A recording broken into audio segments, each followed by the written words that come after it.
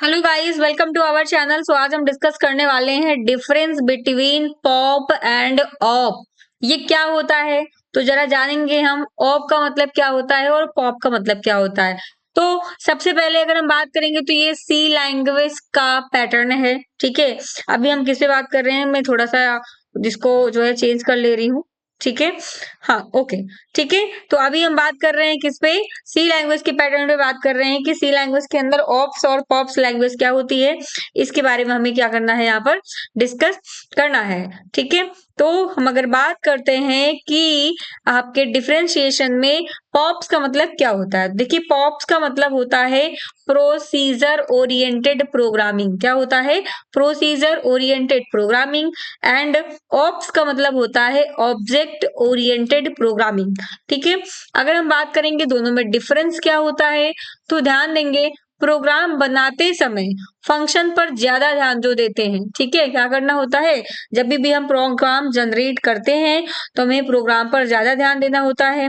साथ में अगर हम ऑब्जेक्ट ओरिएंटेड की बात करें तो प्रोग्राम बनाते समय डेटा एंड ऑब्जेक्ट पर ध्यान दिया जाता है। किस पे ध्यान दिया जाता है? मोस्टली डेटा एंड ऑब्जेक्ट पर ध्यान दिया जाता है। आगे अगर हम बात करते हैं यहीं पर, ठीक है, तो ज्यादातर फंक्शन जो होते हैं वो ग्लोबल होते हैं। कैसे होते हैं? ग्लोबल फंक्शन होते हैं। ज्यादातर फंक्शन ग्लोबल डेटा यूज करते हैं। आगे हम बात करेंगे तो ऑप्स में ये चीज क्या होती है कि जो ऑप्स होते हैं वो डेटा स्ट्रक्चर और ऑब्जेक्ट की विशेषता पर प्रोग्रामिंग करते हैं। यानी उनकी जो प्रॉपर्टीज होती है, मेन कैरेक्टरिस्टिक्स होती हैं, उन पर बेस्ड प्रोग्रामिंग होती है एंड उसे यूज किए जाते हैं। ठीक है, नेक्स्ट अगर हम कंपैरिजन की बात कर लें तो मैं थोड़ा सा इसको और स्क्रॉल आउट करूंगी। ये बेसिक से नोट्स हैं कुछ हिंदी मीडियम स्टूडेंट्स के लिए जो सी लैंग्वेज पढ़ना चाह रहे हैं और बेसिक लैंग्वेज से, तो ये उनके लिए एक बेसिक सा डिफरेंस है। ठीक है, तो यहाँ पर अगर हम देखेंगे तो देखो, डेटा को स्पेशली जो है फंक्शन के बीच में आदान प्रदान यानी कि एक्सेस एंड रिसीव किया जाता है, यानी कि ट्रांसफर किया जाता है। और जो डेटा होता है वो विशेष रूप से मेथड, क्लास एंड ऑब्जेक्ट के बीच में आदान प्रदान किया जाता है। ये किसके लिए है? Object and ops and pops की बात हो रही है।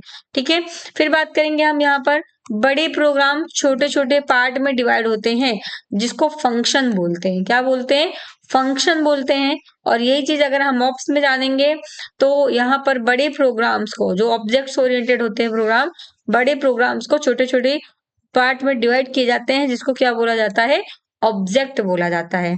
ठीक है, यहीं पे अगर हम बात करते हैं तो प्रोग्रामिंग डिजाइन में टॉप डाउन अप्रोच होता है। ठीक है, अगर हम पॉप्स में बात करें प्रोसीजरल के अंदर तो वहां पर क्या होता है?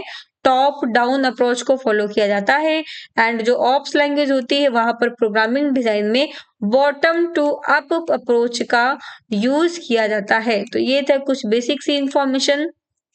अगर हम थोड़ा सा इसको हम जूम आउट करेंगे, थोड़ा सा स्ट्रक्चराइज देखेंगे कि आपके पॉप्स में और क्या चीजें होती हैं, तो यहाँ पर देखोगे आपको कुछ और क्लियर तरीके से दिख रही होंगी चीजें। तो यहाँ पर ध्यान देंगे, आपको जो ऑप्स होता है यहाँ पर फंक्शन के अंदर डेटा हैंडलिंग होती है। ठीक है, जो ऑप्स होता है वहां पर डेटा हैंडलिंग होती है, लेकिन जो पॉप्स होता है वहां पर डेटा हैंडलिंग नहीं होती है। ठीक है, यहीं पे अगर हम बात करते हैं तो आपके पॉप के अंदर एक्सेस स्पेसिफायर नहीं होते हैं। क्या नहीं होते हैं? एक्सेस स्पेसिफायर नहीं होते हैं। और यहाँ पर अगर हम ऑप्स में बात करें तो एक्सेस स्पेसिफायर होते हैं। ठीक है, पॉप में बड़े आकार के यानी कि बिग साइज वाले प्रोग्राम्स को हैंडल करना थोड़ा सा मुश्किल होता है, बट ऑप्स लैंग्वेज जो होती है उसमें आसानी से बड़े प्रोग्राम को हैंडल हम कर सकते हैं। अगर हम यहीं पर बात करेंगे थोड़ी सी और चीजें मोस्टली, तो देखेंगे यहाँ पर दिया हुआ है प्रोसीजरल के लिए, जो प्रोसीजरल प्रोग्रामिंग लैंग्वेज होती है यानी पॉप्स जो होती है वो प्रोसीजर ऑब्स्ट्रक्शन का यूज करते हैं। किसका यूज करते हैं? प्रोसीजर अब्स्ट्रक्शन का यूज करते हैं। ठीक है, क्या करते हैं? प्रोसीजर ऑब्स्ट्रक्शन का यूज करते हैं। आगे अगर हम बात करेंगे ऑप्स में ओवरलोडिंग नहीं होती है। किसमें नहीं होती है? प्रोग्रामिंग जो होती है आपकी प्रोसीजरल जो ऑब्जेक्ट प्रोग्रामिंग होती है उसके अंदर ओवरलोडिंग नहीं होती है। पर यही चीज अगर हम यहाँ पर देखते हैं तो डेटा अब्स्ट्रक्शन का यूज होता है। ठीक है, और साथ ही साथ अगर हम बात करते हैं तो ऑप्स में ओवरलोडिंग भी होती है। इनमें फंक्शन एंड ऑपरेशंस की ओवरलोडिंग होती है, यानी फंक्शन बहुत हो जाते हैं, ऑपरेशन बहुत सारे हो जाते हैं। तो ये थे कुछ बेसिक से डिफरेंस। ठीक है, क्या है ये? कुछ बेसिक से डिफरेंस है आपके। आगे बात करेंगे हम तो प्रोग्राम एग्जीक्यूशन स्टेप्स आ जाएंगे जिनके बारे में हम बाद में कर रहे होंगे बात।